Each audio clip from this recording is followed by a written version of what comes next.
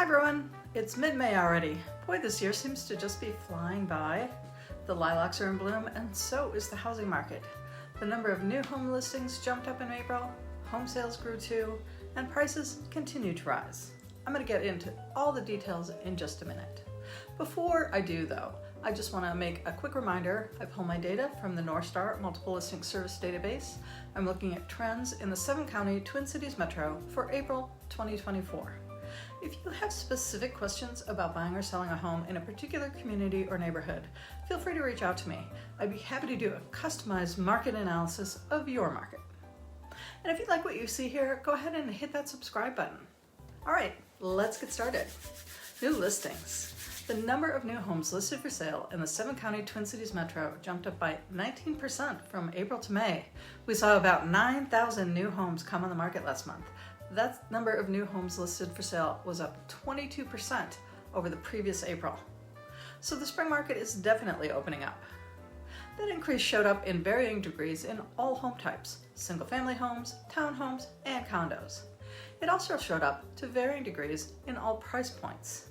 In April, the number of new listings under $300,000 grew by 10% compared to the same month last year, and that is an area where we desperately need to see some growth. In the $300,000 to $500,000 price range, new listings were up 22%. In the $500,000 to $800,000 price range, we also saw an even bigger jump, 24%. Now the biggest growth came in the $800,000 plus luxury market, where new listings jumped almost 55% compared to last year. Much of that growth was driven by new construction. Overall, it seems like home sellers and home builders are feeling a lot more optimistic this year, and that's good news. All right, total number of homes for sale. The total number of homes for sale also grew in April, but at a more modest pace, about 16%, up from April 2023, and about 5.3% up from March of this year. So if you're looking at previously owned homes though, you're going to see an even bigger jump. The total number of previously owned homes for sale in April was up 27% year over year and up by 11% since March. Now that is really good news for buyers, okay? There is just more inventory on the market. It's a little less good news for sellers because it means homes are selling a little bit more slowly. Part of that was probably because interest rates went up again in April over that 7% range, and that usually has a bit of a cooling effect on the buyer's market. Interesting to note though, the total number of new construction homes listed for sale actually fell by 4.2% compared with last April, and also dropped off a bit from March. So in April we had a 2-month supply of homes for sale on the market, and that is still considered a pretty strong seller's market. Pending sales. Okay, pending sales also rose too, up by 9% year over year and about 5.8% from March. So buyers are out there and they are writing contracts. But again, those interest rates probably had a little bit of a cooling effect in April. But just looking at the numbers, it seems both home buyers and home sellers are slowly getting a little more realistic about mortgage interest rates in the 6 to 8% range, and that they're here to stay for a while. All right, sellers do still have an advantage in this market.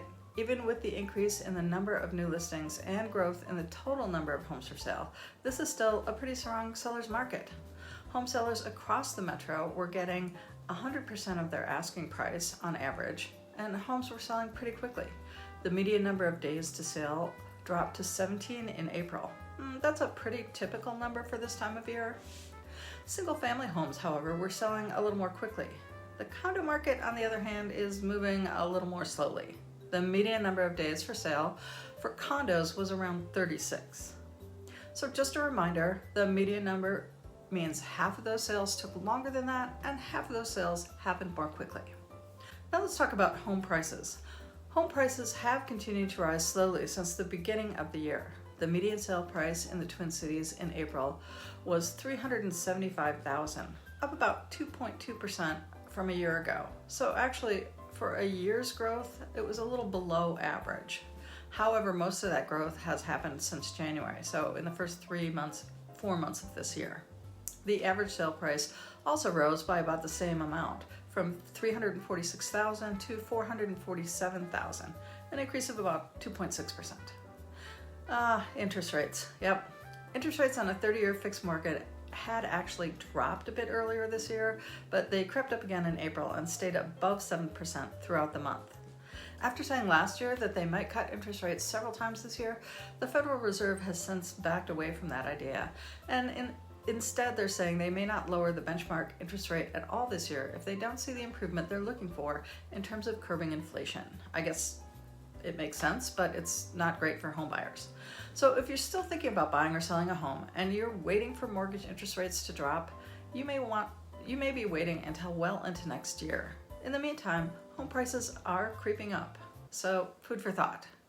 Now, if you're wondering how these market trends might affect your plans to buy or sell a home, reach out to me. I can totally customize this market report for you. Thank you again for watching, and I'll see you next month.